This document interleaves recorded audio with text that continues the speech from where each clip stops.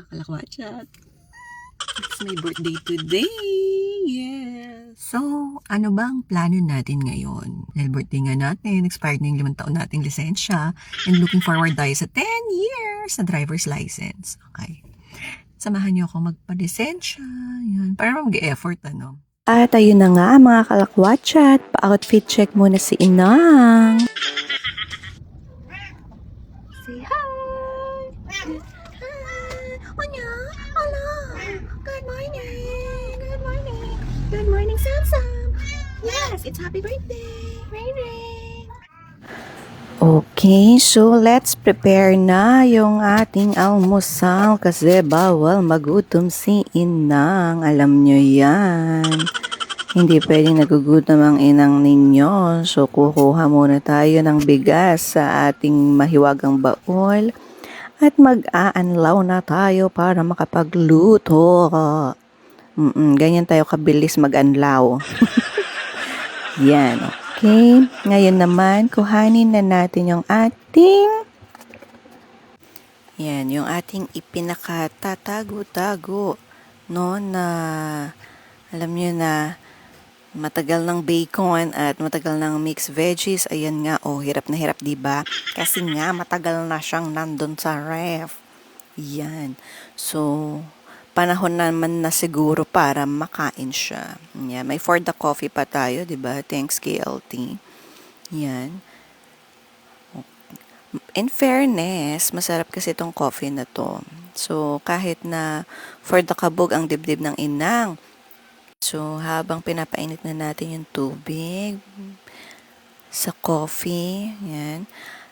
Syempre, ayun na nga, for the punas muna at ayun na nga, kailangan nating umakyat kasi nga, hindi naman katangkaran at ang mga gamit natin nasa taas.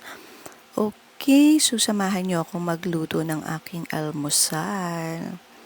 Para namang napakahirap lutuin, ano? Yan, dito muna natin ipainit. Yes, kung tinatanong nyo, kaya ba yung lutuan ko? Kaya yan, kahit ganyan yung kaliit, mga kalakwatsa. O, diba, meron pa tayong pa-butter sa mixed veggies natin. Ayan, lagyan nga natin ng konting basil at konting syuminta. Ayan. And then, yan, halo-halo lang, mekos-mekos, sabi nga. Tapos, syempre, kailangan natin magtipid sa kuryente. Isabay na natin yung bacon. Oo. Total, pare-pareho lang din naman na magiging lasa niyan. At yung ating bacon nga, inilagyan lang naman natin ng salt and pepper. At ayun nga, okay na yung ating brewed coffee. Ayan. So, syempre, for the brown sugar taste. At ayun na, eto na nga ang ating pinakahihintay na almusal, diba? At yan na nga, for the biyahe na ang inyong inang papunta sa Aliaga. Oo, mga kalakwatsa. Aliaga nga po tayo, diba? Kaya habang traffic, pa-party-party muna tayo, yes. Oo.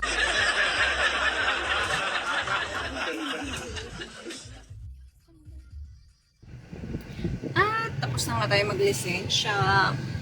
Mga kalakwatsa. So, balik na tayo di ba? Ang bilis, di ba?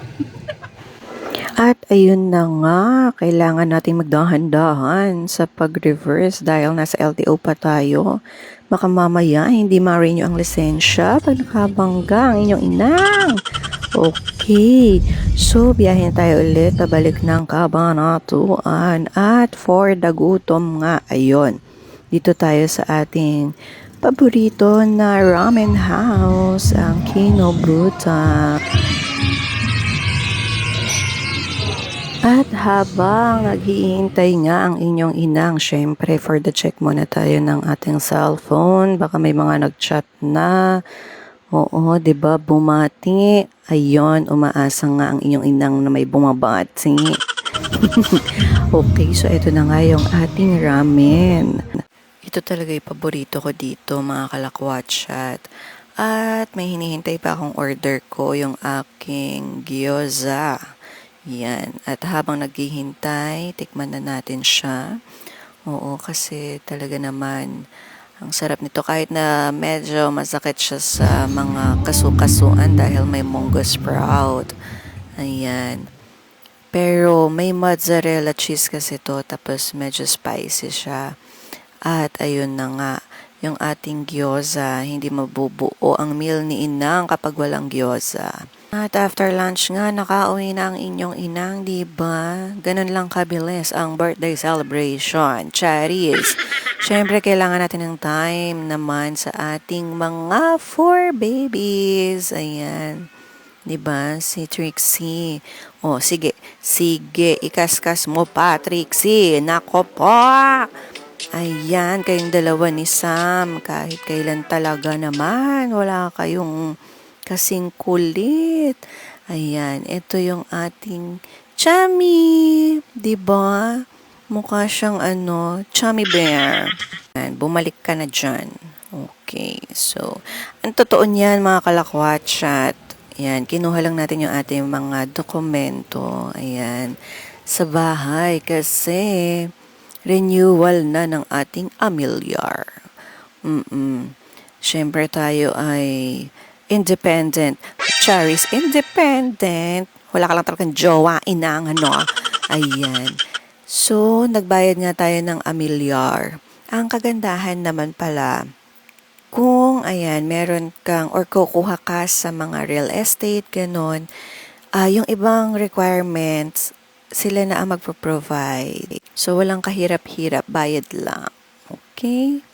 Ngayon naman, syempre, before natin i-end ang ating birthday, pampering time naman, yes. Well, pampering time, hindi makakalakwatsyat.